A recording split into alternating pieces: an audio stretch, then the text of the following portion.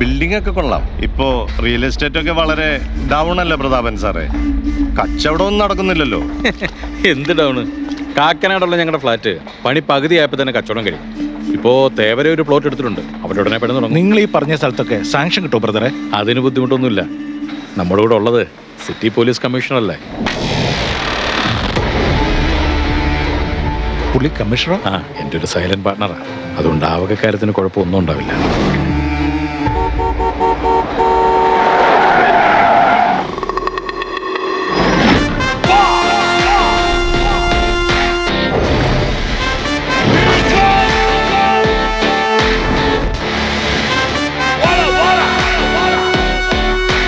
സാറേ എനിക്ക് പ്രൊട്ടക്ഷൻ വേണം സാറേ, എനിക്ക് പ്രൊട്ടക്ഷൻ വേണം. എനിക്ക് പോലീസ് പ്രൊട്ടക്ഷൻ വേണം സാറേ. കടം കൊടുത്ത കാശ് ചോദിക്കാൻ ചെന്നപ്പോ കള്ളക്കേസിൽ കൊടുക്കാൻ നോക്കി സാറേ.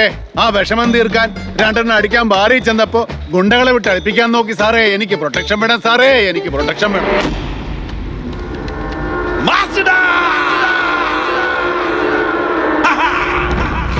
നീ വലിയ കളിക്കാരനാണെന്ന് പലരും പറഞ്ഞ് ഞാൻ കേട്ടിട്ടുണ്ട്. കളിച്ച് ഇന്നലെ നീ കൈവച്ചത് എൻ്റെ മകന്റെ ദേഹത്താ. എന്നോടും പിള്ളേരോടും കളിച്ച കുറെ പേര് കൊച്ചിക്കായലിൽ മാമോദീസം മുങ്ങി കിടപ്പുണ്ട്. നിനക്കും മുങ്ങണോ? അയ്യോ എന്നെ ഒന്നും ചെയ്യണ്ട സാർ, എന്നെ വെറുതെ ഒന്ന് ഉപദേശിച്ചാൽ മതി. ഞാൻ ചുമ്മാ അങ്ങ് നന്നായിക്കോളും. നീ പോലീസിന്റെ ശരിക്കുള്ള കളി കണ്ടിട്ടുണ്ടോ? ചെറുപ്പത്തിൽ കുറെ കള്ളനും പോലീസും കളിച്ചിട്ടുണ്ട് സാറേ. നമ്മളെപ്പോഴും കള്ളനാ, അതാ സേഫ്. അതിൽ പോലീസിന്റെ രീതി നിനക്കറിയാവല്ലോ. കണ്ണടച്ച് 1 മുതൽ 10 വരെ എണ്ണും. അതിനുള്ളിൽ കള്ളൻ ഓടാവുന്ന അത്ര ദൂരം ഓടും. കളിക്കാവുന്ന കളികളൊക്കെ കളിക്കും. നീ എന്തൊക്കെ കളികൾ കളിക്കൂന്ന് കാണാൻ വേണ്ടി ഞാൻ ഒന്ന് കണ്ണടച്ചതാ. നിന്റെ ടൈം കഴിഞ്ഞു. ചുമ്മാ ഓരോന്ന് പറഞ്ഞ് അവനെ പേടിപ്പിക്കില്ല സാറേ. അവന് കാര്യം പറഞ്ഞാൽ മനസ്സിലാവും. ഇല്ലടാ ബോസേ? പിന്നെ ബാറ് വെച്ച് നിന്നെ തല്ലി കൊല്ലാൻ നോക്കിയ കാര്യം, ആ കഥയുടെ കിടപ്പെന്താന്ന് നമുക്ക് മുന്നോർക്ക് അറിയാലോ. ഇനി നീ കിട്ടാനുള്ള കാശിന്റെ കണക്കും പറഞ്ഞ് ഞങ്ങളുടെ ആരുടെങ്കിലും മുമ്പിൽ വന്ന് നിന്നാൽ. സാറിന്റെ ബെൻസിന് സൺറൂഫ് ഉണ്ടായിരുന്നു. ഞാൻ ഇന്നലെ രാത്രി അറിയാതെ തുറന്നിട്ടു. ആ പെയ്ത മഴ മുഴുവൻ കാറിനകത്തായി. കഷ്ടമായി പാവം കാർ. സാറെന്താ പറഞ്ഞ? ഇനി പറച്ചിലില്ലടാ, ചെയ്ത.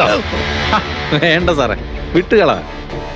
എടാ ബോസേ, തരാനുള്ള കാശ് തന്നാ തീരും. പക്ഷെ നീ അതിന്റെ പേരിൽ കാണിക്കുന്ന ഈ കന്നം തിരിവുണ്ടല്ലോ, അതങ്ങനെ കിടക്കും. അതറിയിക്കാനാ ഞാനിങ്ങോട്ട് വന്നത്. സാറേ, എന്റെ കണക്ക് ക്ലോസ് ചെയ്യാതെ ഞാൻ കൊച്ചി വിടില്ല. അത് കമ്മീഷണർ തടഞ്ഞാലും ശരി, DGP തടഞ്ഞാലും ശരി. നീ എന്റെ ലൊക്കേഷനിൽ കയറി അലമുണ്ടാക്കിയതും എന്റെ കാറ് കൊണ്ടുപോയതും എല്ലാം കൂടെ കൂട്ടിക്കിഴിച്ച് നിന്റെ കണക്കം ക്ലോസ് ചെയ്തു. നീ ഞങ്ങളോട് കാണിച്ച അഭ്യാസം ഞങ്ങളും അങ്ങ് ക്ഷമിച്ചു. അയ്യോ പാവം വിശാല മനസ്കനായ ആശാൻ ഗോപാലകൃഷ്ണനോട് ക്ഷമിച്ചിരിക്കുന്നു.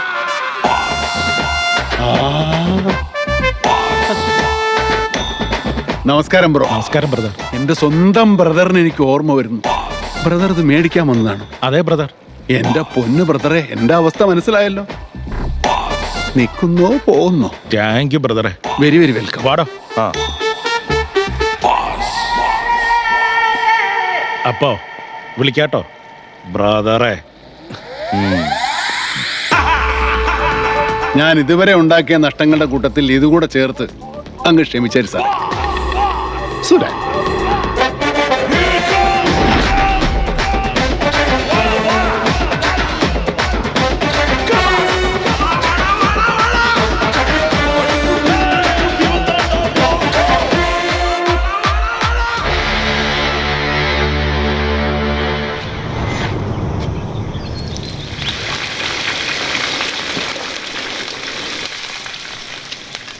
ബോസിനോട് ഇതിൻ്റെ നടക്കൊരു സ്വിമ്മിംഗ് പൂൾ ഉണ്ടാക്കാൻ പറഞ്ഞു.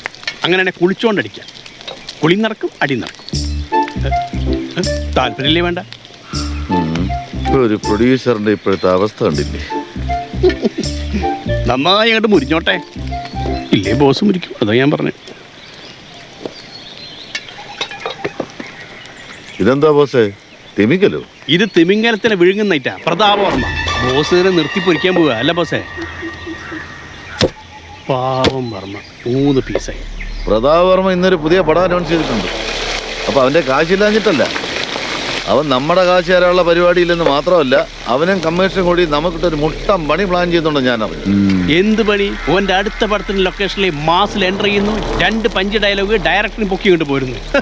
ഇത് ഇവന്മാരുടെ ആദ്യത്തെ പരിപാടിയൊന്നുമല്ല. മുമ്പും പല ഫിനാൻഷ്യൽസിനെയും ഇവന്മാർ പറ്റിച്ചിട്ടുണ്ട്. അതുകൊണ്ടാണ് ഇത്രയും കാശ് ചോദിച്ചു വന്നപ്പോൾ കൊടുക്കണ്ടെന്ന് ഞാൻ പറഞ്ഞത്. എന്നിട്ടിപ്പോൾ എന്തായി? നിങ്ങളുടെ കാശും പോയി, ഞാൻ കേസിലും പറഞ്ഞു. Breaking news. മകന്റെ തിരോധാനം. നല്ല taste നിർമ്മാതാവ് ആയിരിക്കും. പരാതിയുമായി പോലീസിനെ സമീപിച്ചു. പ്രശസ്ത നിർമ്മാതാവ് പ്രതാപവർമ്മയുടെ മകൻ ആദിത്യവർമ്മയെ കാണാനില്ല എന്ന വിഷയവുമായി ബന്ധപ്പെട്ട് ജില്ലാ പോലീസ് മേധാവിയുടെ കാര്യാലയത്തിൽ പ്രതാപവർമ്മ പരാതി നൽകി. 3 വർഷമായിട്ട് അവൻ ഓസ്ട്രേലിയ പഠിക്കുകയായിരുന്നു. കഴിഞ്ഞ ദിവസമാണ് അവൻ നാട്ടിലേക്ക് വന്നത്. ഇന്നലെ രാവിലെ അവൻ പുറത്തോട്ട് പോയതാ. പിന്നെ ഈ നേരം വരെയും ഒരു വിവരവുമില്ല. സർ, ചെറുപ്പക്കാരനായ ഒരു പയ്യനെ രാത്രി കാണാതാവുമ്പോഴേക്കും ഇത്ര പേടി തോന്നാനുള്ള കാരണം, അതും ഒരു പോലീസ് കേസ് കൊടുക്കാൻ മാത്രം? ഒരു സിനിമയുടെ പണമിടപാടുമായിട്ട് ബന്ധപ്പെട്ട് എനിക്കും കുടുംബത്തിനും വധഭീഷണി ഉണ്ടായിരുന്നു. 2 ദിവസം മുമ്പ് എൻ്റെ മോനെ അവൻ്റെ കൂട്ടുകാരനെയും കുറച്ചുപേര് ഒരു ഹോട്ടലിൽ വെച്ച് മർദ്ദിച്ചായിരുന്നു. അതിൻ്റെ പേരിൽ ഒരു കംപ്ലൈൻറ്റ് കൊടുക്കാവുന്ന സമയത്താണ് മോൻ മിസ്സിംഗ് ആവുന്നത്. കുറച്ച് പൈസ കൊടുക്കാനുള്ളതിൻ്റെ പേരിൽ എന്നെ എൻ്റെ കുടുംബത്തെ ഇല്ലാതാക്കും എന്നായിരുന്നു അവരുടെ ഭീഷണി. അതുകൊണ്ടാണ് എൻ്റെ മോനെ കാണാതെ ഇപ്പോൾ ഒരു പേടി. സാറേ, പറയപ്പെടുന്ന വളരെ നാളുകൾക്ക് ശേഷം കൊച്ചിയിൽ വീണ്ടും ബ്ലേഡ് മാഫിയ തലപൊക്കിയിരിക്കുന്നു. ഇത്തവണ ഒരു സിനിമാ നിർമ്മാതാവാണ് അവരുടെ പിടിയിൽപ്പെട്ടിരിക്കുന്നത്. പണിക്കരെ, താൻ പറഞ്ഞ പണി വന്നു. ഇത് നമുക്കൊരു ഗപ്പിനുള്ള പണിയാണ്. നിങ്ങളിവിടെ നിൽക്ക, ഞാനൊന്ന് പോയി കറങ്ങി വെച്ചു വരാം. ഞാൻ വരണോ? വേണ്ട. ഇങ്ങോട്ട്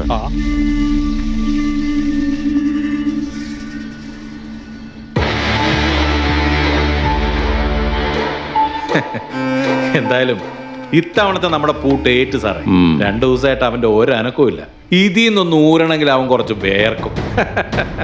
എടോ, താൻ അമേരിക്കന്ന് കൊണ്ടുവന്ന ആ പച്ചക്കുപ്പി എന്തേ? ഓ, അത് അവിടെ എവിടെയും ഉണ്ടാവും, നോക്ക്. എവിടെയെങ്കിലും കൊണ്ട് അവൻ ഇതുകൊണ്ടൊന്നും പേടിച്ചോടുന്ന ജാതിയല്ല. പൂട്ടുന്നെങ്കിൽ അവന്റെ മാളത്തിൽ കയറി തന്നെ പൂട്ടണം. പൂട്ടും. ആറിയുടെ മോൻ ഫോൺ ഓഫ് ചെയ്തിട്ട് ഇവൻ എവിടെ പോയി കിടക്കുക? നാറിയുടെ മോൻ, അത് കറക്റ്റാ. അവൻ ഫോൺ സ്വിച്ച് ഓഫ് ചെയ്ത് വെച്ചിട്ട് വല്ല അറാമ്പറപ്പും കാണിക്കാൻ പോയിട്ടുണ്ടാവും. തൻ്റെ അല്ലേ മോൻ? ഇയാളും നീ ആദ്യത്തിനൊരു മെസ്സേജ് ഇട്ടേക്ക്. അധികം പുറത്തൊന്നും ഇറങ്ങി നടക്കണ്ടെന്ന് പറഞ്ഞു. ഐസക്, അവന്റെ വീട്ടിൽ കയറി മൊത്തം തപ്പി സാർ. അവൻ ആ വേലക്കാരി തള്ളയിട്ട് മുങ്ങിയെന്നാ തോന്നുന്നത്. ഇന്നലെ തൊട്ട് അവന്റെ ഫോൺ സ്വിച്ച് ഓഫ് ആണ് സാർ. കടവന്തറയാണ് ലാസ്റ്റ് ടവർ ലൊക്കേഷൻ കാണിക്കുന്നത്. എന്തെങ്കിലും വിവരം കിട്ടിയാൽ അപ്ഡേറ്റ് ചെയ്യും. Okay sir. Papa,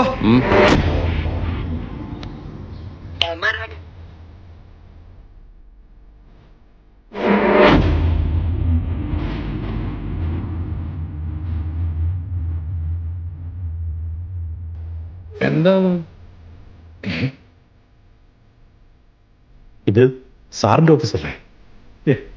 tick talking with friends, waiting for commissioner sir.